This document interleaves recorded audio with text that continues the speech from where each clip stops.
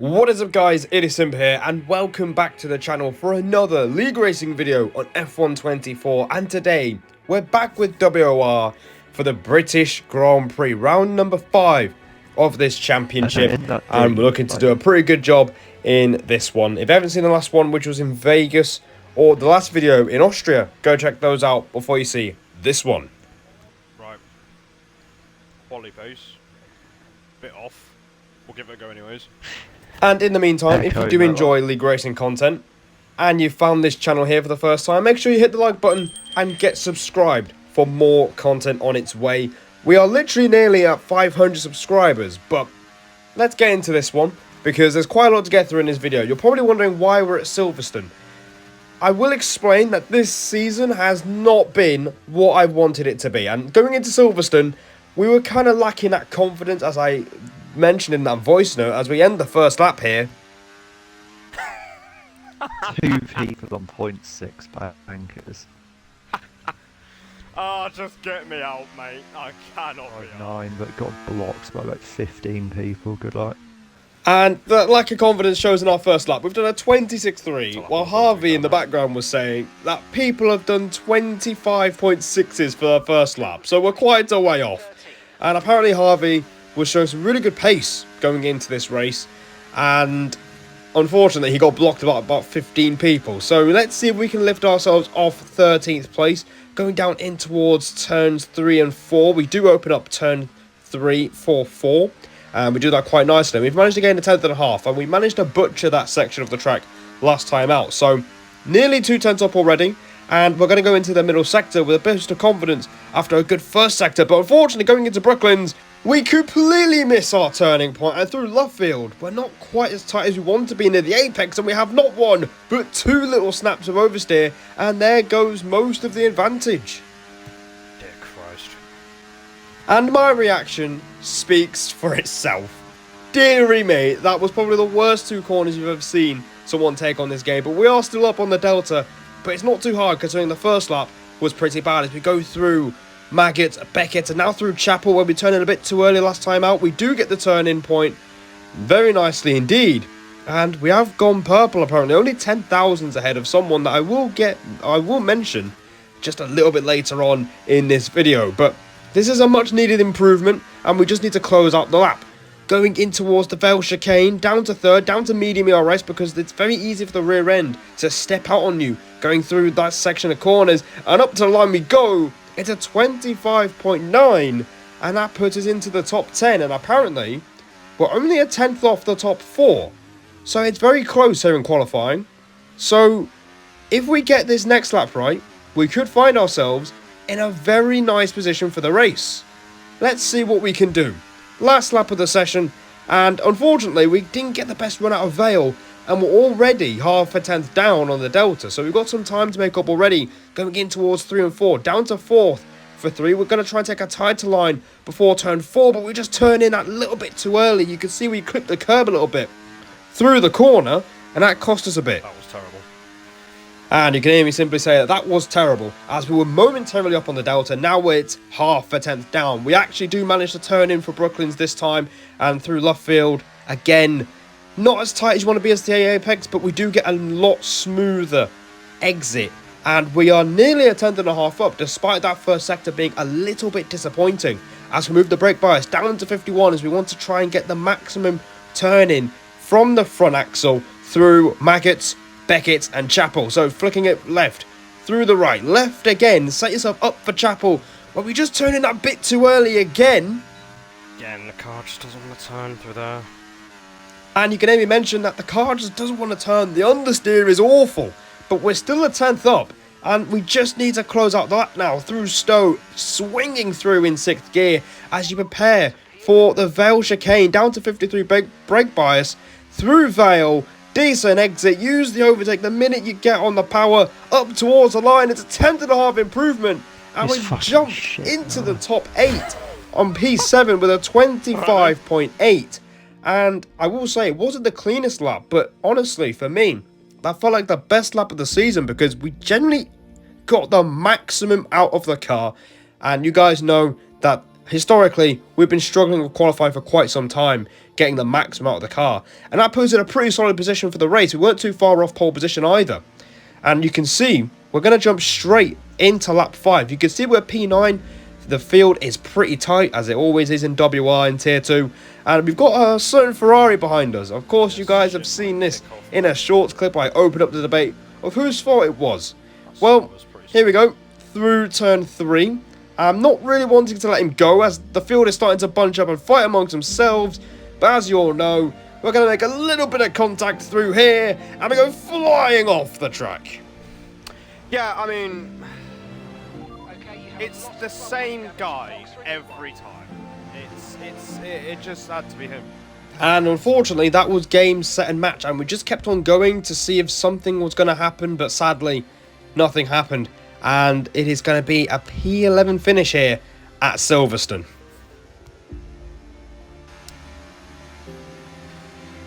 Yeah, well, only positive from that was the hards are pretty durable.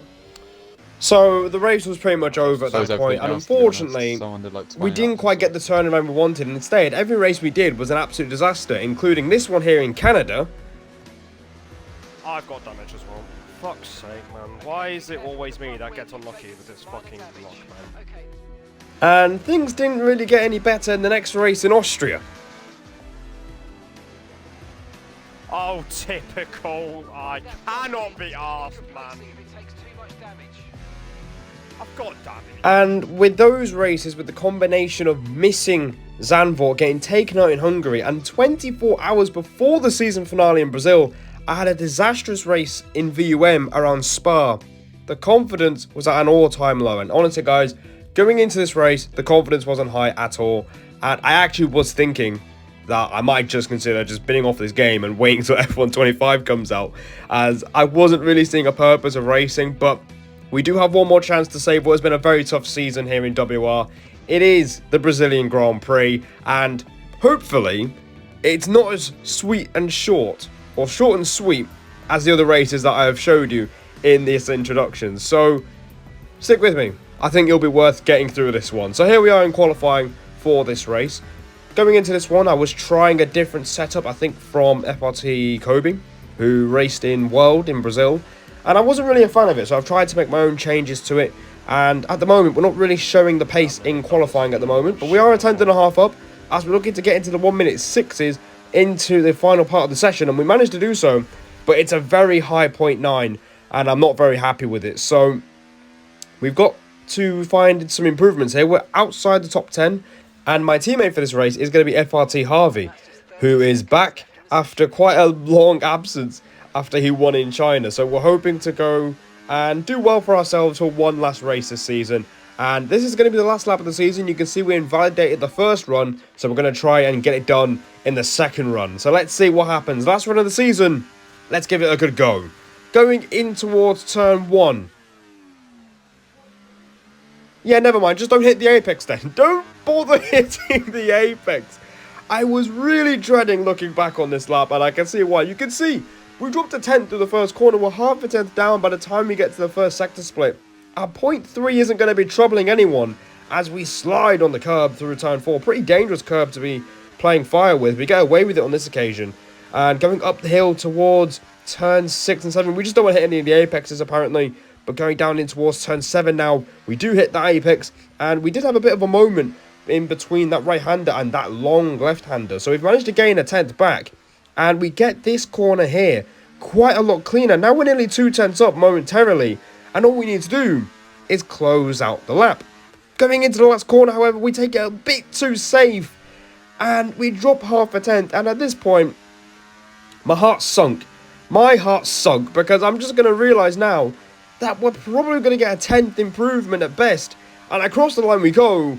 It's P8 with a 6.8. And that is not exactly how I wanted it to end the season. It is in the top 10, which has been a struggle. Again, I thought I got qualifying nailed down in the Austria videos I posted earlier in January. But qualifying has become a bit of an issue again. A very occurring issue. As, yeah, I think we could have genuinely been challenging for the top 5 here today. Maybe top 6 if we picked up a 10th or 2. But unfortunately, it is P8. Harvey's 13th. And it's come to the point now where my silver lining here is I've out-qualified Typical in 10th place. So you can tell that's where the confidence is. But we're going to get into the race for one final time and give it our all, because that's what we do on this channel. We give it our best, regardless of how we're feeling. And I'm going to try a setup that was used in World. We're going to start on the hards, a very popular choice across the grid.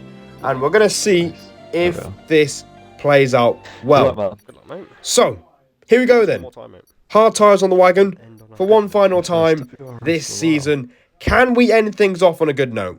It's not been an easy season, but 5 red lights in front of us and a chance to redeem ourselves at the end of the season. And the lights are out and we are underway for the Brazilian Grand Prix here in Sao Paulo. And we've got a pretty decent getaway going in towards turn number 1. We're looking to just try and protect ourselves from any threats from behind. And we managed to retain position as well. So we've managed to break even there as we just sit behind the laggy McLaren of Lifebout just in front of us as well. So not a bad start. Harvey can't quite relate. He's already seen quite a few shenanigans with Typical in the opening lap. And you can see already onto lap 2, Lifebout is already looking to make some progress in the McLaren. He's gone up the inside of Osku, coming in at turn 4. He gives Osku the squeeze. And as he rejoins the track, we find a little pocket of space to try and make a move ourselves. So Osku could lose 2 places in one go here as we get a lovely switch back up the hill. We get the inside line for the downhill right-hander. We'll try and swoop around the outside through the left-hander. Very respectful racing between the two of us. And by the time we hit the brakes for this hairpin, we complete the move. And we are up into P7. Beautifully done. And my best overtake in quite some time. So a great start for us in this Brazilian Grand Prix. And I will say that this setup was feeling very, very nice. I was actually feeling pretty confident in this race. And I will tell you now that this is the one warning we're going to get through this entire race. Only one warning, and it was on lap 5. Oh. Car round up to P6.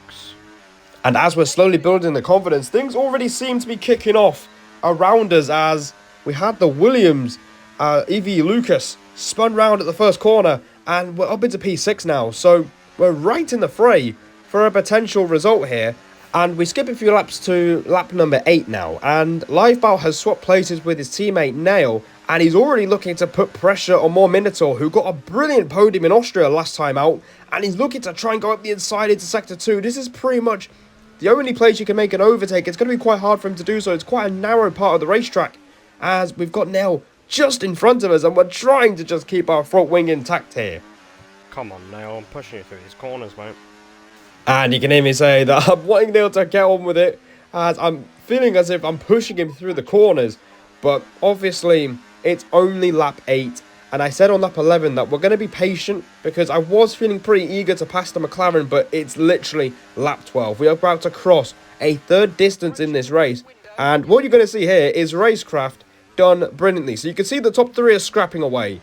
Meanwhile, Minotaur hasn't really got the best sequence through turns 1, 2 and 3, and Nail is going to put pressure. And I'm going to view this as our best chance to get the move done on the McLaren. We get to the inside line before he does. Going into turn number 4, we managed to try and get on the curb, make sure we don't make contact with Minotaur, and we've managed to place our car in front of the McLaren. Up to P5 we go.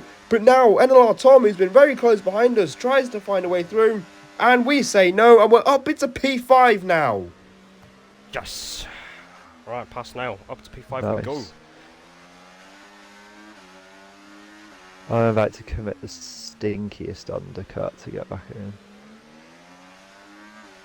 It's a sound idea. What position are you? 12. But that is Racecraft 101. Beautifully done on the McLaren, and we did well to maintain position. But now, we've just heard some comments between myself and Harvey. Obviously, we're in the same team in FRT. He's thinking of having a massive undercut. And we skip to lap 16 now, where Lifebout has actually managed to pass, I think, Lafiti as well. And now we're looking to pass Minotaur as well, going on to lap number 17. And we can see we're going to go for the inside line here. But Minotaur goes very, very wide, going into turn number 1. And it's an easy easy overtake up into P4. Minotaur did his Norris impression from Brazil last year. I'm thinking 18 is the one. I don't want to do the same thing as Austria in VUM. Yeah. If people pit this lap, I'm going in. I don't want to be the middleman. So with that absolutely disgraceful violation out of the way of Minotaur at turn 1, we are thinking about strategy because this is going to be our key part of the race. I'm thinking back to VUM where we pitted 1 lap too late and we paid the price for it. Yeah, everyone stayed out. That's good.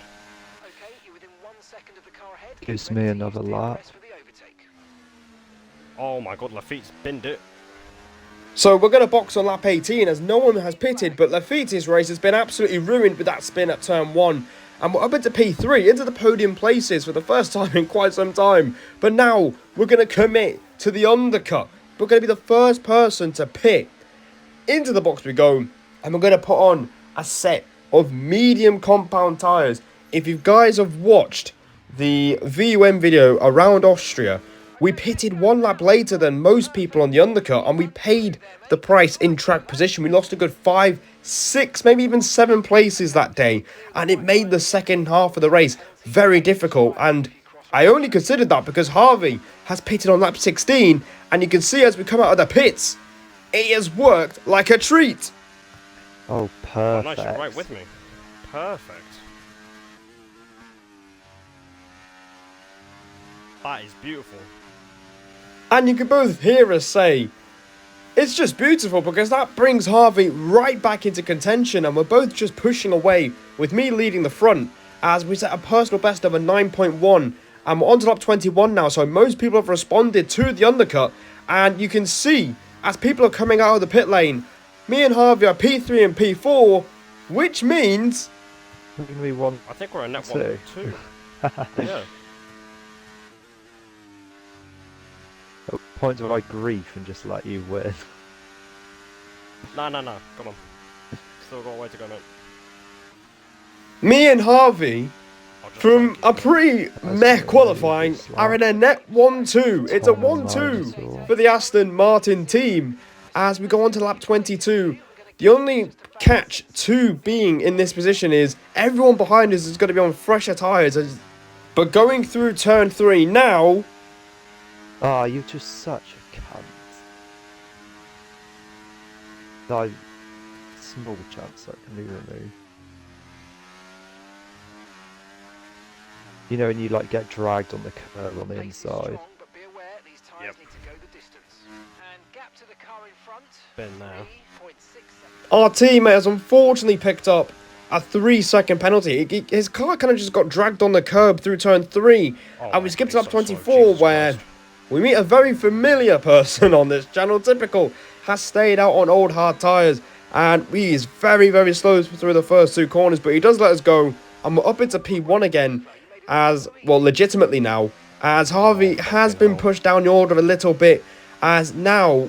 It was crucial that we passed Typical through turn 4 before the 4th corner, because now through this technical middle part of the racetrack, people are going to find it hard to actually get ahead of him.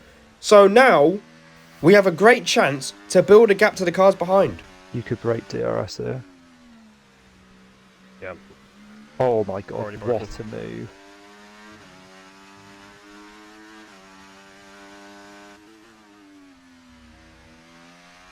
I'm griefing a bit there.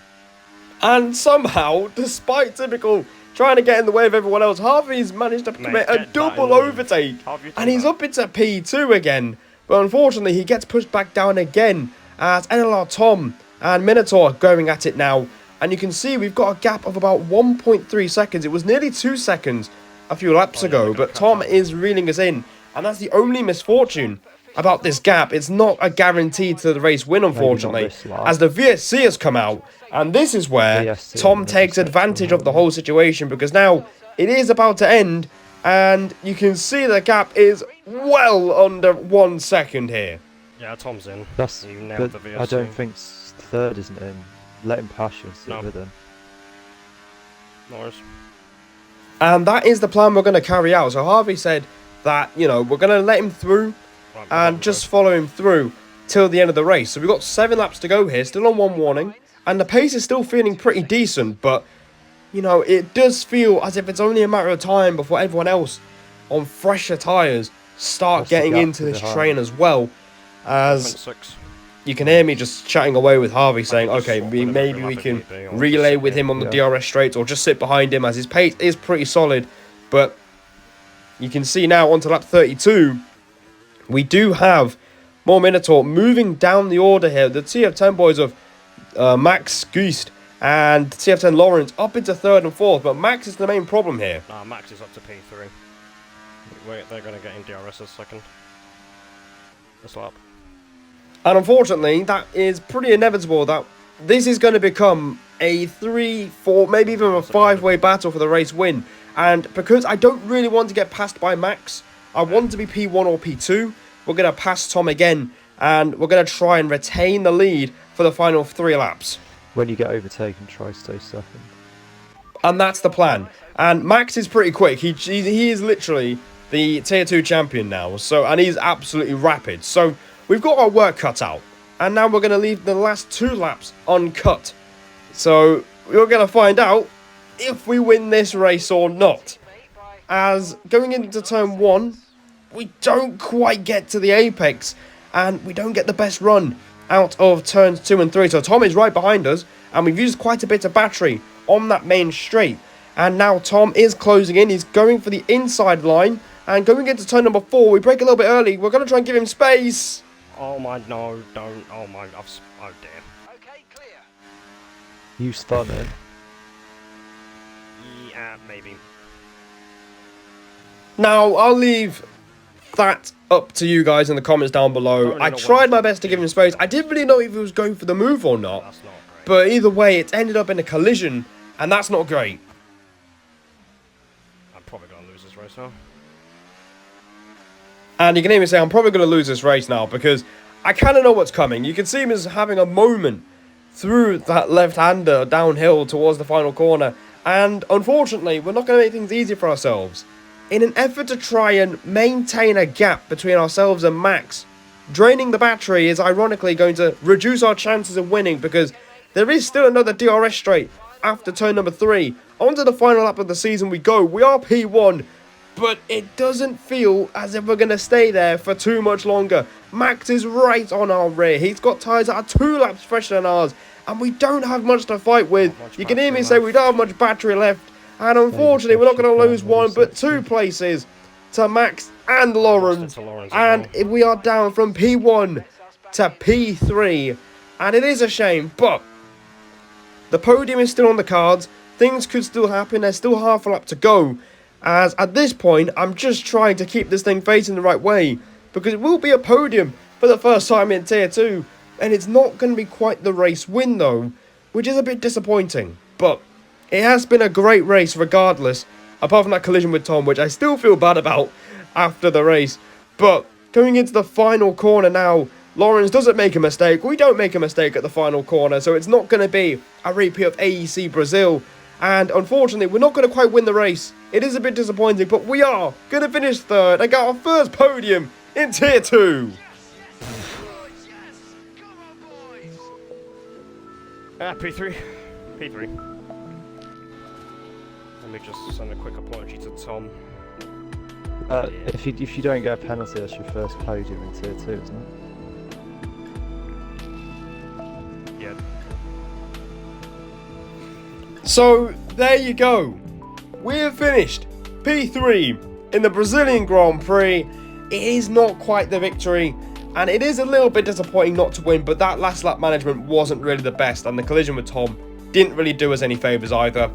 But it is our first podium in WR in Tier 2, and finally, we can actually show what we can do in this tier, which is it's a massive relief.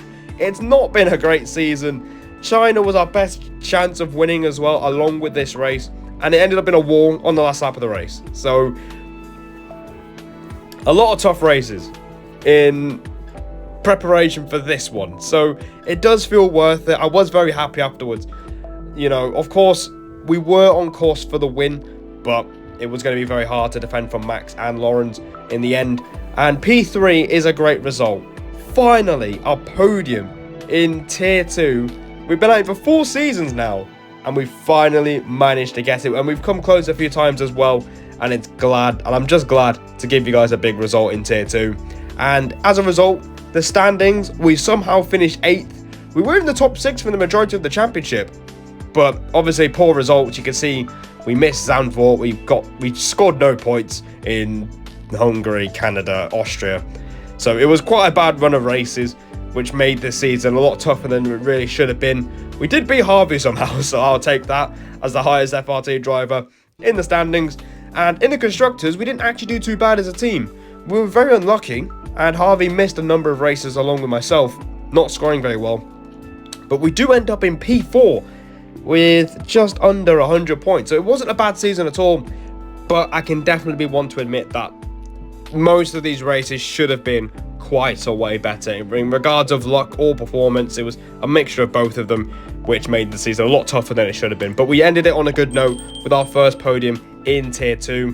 Guys, thanks for sticking with me. I know the last couple of streams have been tough, but get subscribed for more. Go check out the 2 videos on screen if you haven't seen them already. And we're on the road to 500 subscribers this year. So I hope you join me on the road. And as always, I'll see all of you in the next one.